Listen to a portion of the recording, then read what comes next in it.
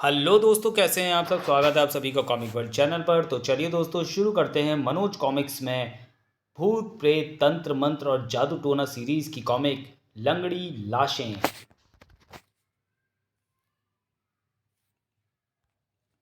बचाओ, आई, मार डाला।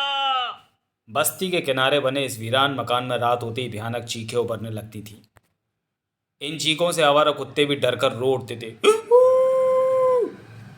लोगों का विश्वास था कि उस मकान में भूतों का बसेरा है, इसलिए लोग उसके निकट जाने में भी डरते थे। कल रात फिर इस मकान से चीखें उठी थी। ये मकान नहीं, भूतों का डेरा है। जल्दी निकल चलो यहाँ से। एक दिन उस वीरान मकान में एक जोड़े ने प्रवेश किया। उफ, लगता है ये मकान बरसों से बंद पड़ा था। अब तो खुल गया है। तुम्हें तो खुश होना चाहिए कि कम किराए पर इतना बड़ा मकान मिल गया है। खुश तो हूँ। फिर शीला और रमेश नामक दंपत्ति मकान की सफाई करने में जुट गया। पूरे मकान की सफाई करते करते उन्हें रात हो गई थी। उफ, बहुत थक गए। हाँ, अब जमकर नींद आएगी। तभी उफ, बाहर कुत्ते रो रहे हैं। तो इसमें डरने की क्या बात है। आवारा कुत्ते तो रोते ही रहते हैं। तभी धड़ धड़ धड़, अरे कमरे का दरवाज़ा कौन खटखटा रहा है। मकान का बाहर का दरवाज़ा तो बंद कर दिया था। मैं देखता हूँ।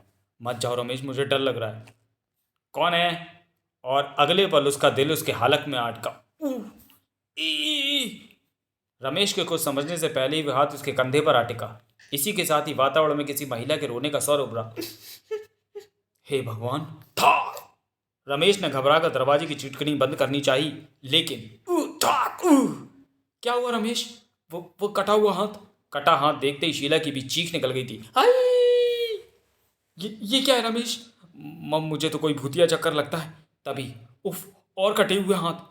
ये हाथ तो बच्चों के लगते हैं। अचानक आई, छोड़ दे। तभी सारे हाथों ने उन दोनों को पकड़ लिया। उफ, आ। तभी कमरे में ऐसा शोर उभरा मानो बहुत से बच्चे मिलकर रो रहे हों। हमारी सहायता करो, हमें बचाओ, बचाओ। था। भय के कारण दोनों ही बेहोश हो गए। उनके बेहोश होते ही उन हाथों ने उन्हें उठाकर पलंग पर लिटा दिया। और कुछ देर बाद जब रमेश को होश आया, अरे शायद मैं सपना देख रहा था। शीला से पूछता हूँ। शीला, उठो। रमेश, वे हाथ कहाँ गए। हाथ, इसका मतलब है वह सपना नहीं था। यहाँ से भागो रमेश, इस घर में भूत है। भूत नहीं, आत्मा कहो। यहाँ बहुत से निर्दोषों की आत्माएं कैद हैं। आवाज़ सुनकर दोनों ने पलटकर पोर्ट्रेट की ओर देखा। उफ, मेरे पास आओ, मेरी मदद करो। शीला, रमेश, डरो मत, मैं तुम्हें कोई नुकसान नहीं पहुंचाऊंगी। उफ। तभी उसका एक हाथ इस प्रकार कटकर गिर गया मानो किसी अदृश्य हथियार ने उसे काट डाला हो। खट। आई। उफ, हम पर दया करो। यह हाथ मेरा है, इसे मेरे शरीर पर जोड़ दो। और मेरी टांगें जोड़ दो, मेरा सिर जोड़ दो। अब यहाँ ठहरना दोनों के लिए असंभव था। शीला, भागो यहाँ से। ठहरो, रुक जाओ, हमारी सहायता करो। अंधाधुंध भागते हुए मकान से बाहर निकले और सड़क पर दौड़ पड़े। घबराहट में तेज गति से आते ट्रक को न देख सके थे। उफ। उस भूतिया मकान का मालिक गोविंद चौधरी और उसका पुत्र राजू शोक में डूबे हुए थे। मुझे लगता है नए किराएदारों की मौत मकान में डेरा डाले हुई पीड़ित आत्माओं के कारण हुई है। तुम्हें वो मकान किराए पर नहीं देना चाहिए था बापू। खैर, जो होना तो हो गया, लेकिन अब मैं उस मकान को प्रेतों से मुक्त कराने का निर्णय कर चुका हूँ।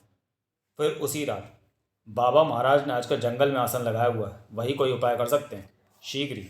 वह रहे बाबा। बाबा महाराज की जय। तो कौन है बच्चा। राजू ने अपना परिचय कराया, फिर उस मकान के विषय में बताया। तो उस मकान में प्रेत घुसे हुए हैं।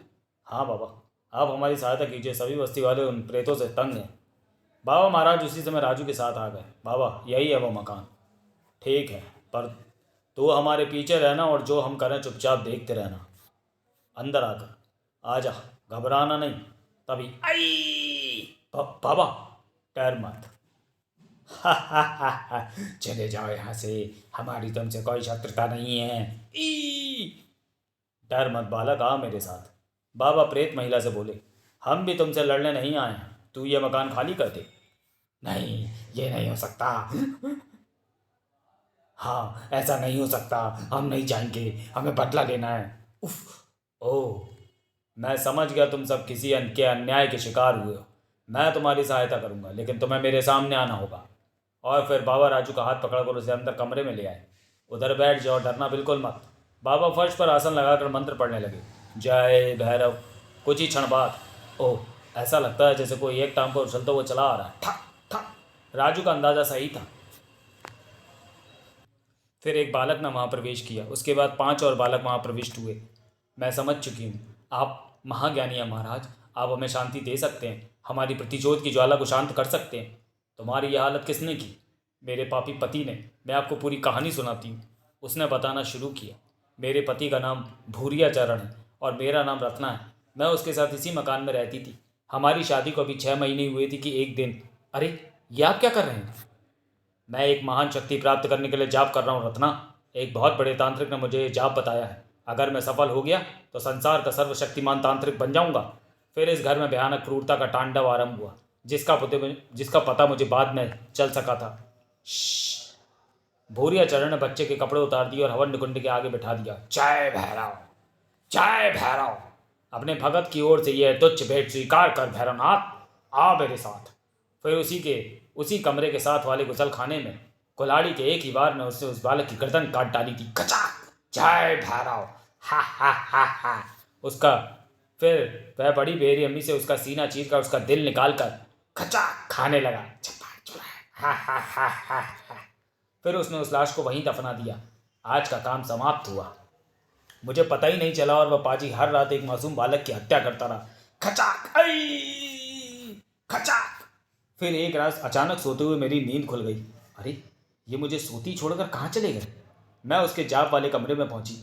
यहाँ भी नहीं है। तभी हा हा हा हा हा। ओ, वह गुसल खाने में है, मगर वह हंस क्यों ना है? चपड़ चपड़ हा हा हा। क्या कर रहे हैं? इस झर्री से देखती हूँ। भीतर का दृश्य देखकर मेरी आंखें फटी की फटी रह गई। हे भगवान, ये मैं क्या देख रही हूँ? अगले पल धाड़ धाड़, दरवाजा खोलो। तू यहाँ क्यों चली आई? उफ। तुम दरिंदे हो। वो बालक कौन है जिसे तुमने मार डाला? मारा नहीं है मूर्ख स्त्री, भैरव की भेंट चढ़ाया है। महान शक्ति पाने के लिए अभी मुझे और बालकों की भेंट देनी है। ओह, अब मैं समझी कई दिनों से मोहल्ले के बच्चे कौन गायब कर रहा है। मैं ये बात सबको बता दूंगी। बेवकूफ़ मत कर, बेवकूफ़ी मत कर मूर्ख स्त्री। मैं ये सब तेरे लिए तो कर रहा हूँ। जब मैं सर्वशक्तिमान बन जाऊंगा तो तुझे भी लाभ होगा। मुझे कुछ नहीं चाहिए। पागल मत बन और देख मैं कितनी शक्ति प्राप्त कर चुका हूँ। अगले पल देखते ही देखते वह खौफनाक दरिंदे में बदल चुका था। देखी मेरी तंत्र विद्याई शक्ति। मैं जो चाहे रूप ले सकता हूँ और जाप पूरा होने के बाद तो जो चाहूंगा कर सकूंगा। यह देखकर मैं अपने पाँव पर खड़ी न रह सकी। जब मुझे होश आया, ओह, सुबह हो चुकी है। हाँ, रात तो डर कर बेहोश हो गई थी। मेरे निकट मत आना। मैं तेरा पति हूँ रत्ना। नहीं, अब तुम सिर्फ शैतान हो। मैं तुम्हारे साथ नहीं रहूंगी। बाहर जाकर मैं सबको तुम्हारी शैतानी रूप की जानकारी दूंगी। रत्ना, मूर्ख स्त्री, लगता है तू प्यार से नहीं मानेगी। आ! अपना राज खोलने से पहले मैं तेरी जान ले लूंगा। चल, छोड़ दे पापी। छोड़ दे। आज मैं तेरा मुंह हमेशा के लिए बंद कर दूंगा। हा हा हा हा। नहीं। खचाक आई। आज मैं तेरा दिल भी खा जाऊंगा। जाप की रीति के अनुसार मुझे तड़पते हुए इंसान की छाती से दिल निकालना होता है। खच। हा हा हा हा हा। खच। हा। बस यही मेरी कहानी है महाराज। वह पापी मुझे इन बच्चों के साथ ज़मीन में दबाकर यहाँ से फरार हो गया, मगर हम सबकी आत्मा यहीं भटक रही है। हम भूरिया चरण से प्रतिशोध लेना चाहते हैं। उस पापी के नष्ट होने के बाद ही हमें मुक्ति मिल सकेगी। तुम्हारे साथ बहुत बड़ा अन्याय हुआ है, लेकिन तुम निर्दोषों को क्यों सता रही हो? तुम्हारे कारण कल 2 इंसान मारे गए। शीला और रमेश की मौत का हमें दुख है। हम तो उनके सामने आकर अपनी विपदा सुनाना चाहते थे, मगर वे डर गए। और अच्छा ठीक है, क्या तुम जानती हो कि वह पापी भूरिया चरण कहाँ है? वह गंगा पार वाले गांव में डेरा डाले है बाबा। अभी उसका जाप पूरा नहीं हुआ है। उसे रोको बाबा, वरना अनर्थ हो जाएगा। तभी भक और मुझे कोई नहीं रोक सकता। रत्ना, तूने मरकर भी मेरा राज खोल दिया। आज मैं तेरी आत्मा को जलाकर भस्म कर दूंगा। अगले पल कमरा चीखों से गूंज उठा। आई आई। ठहर जा रे पापी। हा हा हा। खच। दुष्ट साधु, तूने मुझे घायल किया। मैं तुझे नष्ट कर दूंगा। नष्ट तो तुझे होना है पापी। खच। उफ, इस समय मैं तेरी इस पवित्र शक्ति का मुकाबला नहीं कर पा रहा हूँ, मगर मैं तुझसे इसका बदला जरूर लूंगा। उसके जाने के बाद अब क्या होगा बाबा? तू डर मत, मैं उस पापी का नाश कर दूंगा, लेकिन उसके ठिकाने का पता लगाने के लिए मुझे एक जाप करना होगा। फिर राजू को समझाकर उसे उसके घर भेजने के बाद महाराज ध्यान मगन होकर बैठ गए। बाबा के आदेशानुसार अगली रात राजू उनके पास पहुंचा। आओ बच्चा, मैंने भूरिया चरण के ठिकाने का पता लगा लिया है। हम अभी गंगा पार चल रहे हैं। जो आ गया बाबा। कुछ देर बाद गंगा नदी के तट पर। पानी का बहाव बहुत तेज़ है बाबा, मैं इसे पार नहीं कर सकता। तो चिंता मत कर, हमारा हाथ थाम ले। फिर और हे भगवान, हम तो पानी पर चल रहे हैं। कुछ ही क्षण में वह पार पहुंच गए। आप महान है बाबा महाराज। फिर वे एक वीरान जंगल में पहुंचे। हम भूरिया चरण के ठिकाने पर पहुंच चुके हैं। तो हर समय मेरे पीछे रहना और डरना बिल्कुल मत। ठीक है महाराज। कुछ देर बाद यही और शैतान कटेरा दोनों ने भीतर झांका। अगले पल, तेरा ये घाव कभी नहीं भरेगा पापी। बहुत पीड़ा है। जिस साधु ने मुझे ये घाव लगाए हैं उससे बदला लेने के लिए मुझे जल्दी अपना जाप पूरा करना होगा। तभी खतरा, कोई शत्रु यहाँ मौजूद है। यह देख बाबा महाराज ने तुरंत एक मंत्र पढ़कर स्वयं पर और राजू पर फूंक दिया था। लेकिन वह बाबा और राजू को देख नहीं सका, और ऐसा बाबा के पढ़े मंत्र के कारण हुआ था। कमाल है, यहाँ तो कोई नहीं है। मुझे इतना बड़ा धोखा कैसे लगा। फिर दूर तक एक चक्कर लगा कर आता हूँ। कुछ ही पलों में वह नजरों से ओझल हो गया। बाबा तुरंत ही राजू को लेकर गुफा में पहुंचे। सबसे पहले इसकी जाप सामग्री नष्ट करनी होगी। और अचानक हा हा हा, तुम्हारी मौत ही तुम्हें यहाँ लाई है। ये क्या है बाबा? चुप रहे और तमाशा देख। और ताक, और हा हा हा हा, मैं भूरिया महाराज का दास हूँ, तुम्हें मार डालूंगा मैं बाबा। ताक। फिर अगले ही पल कुछ ही क्षणों में बजकर राख हो गया।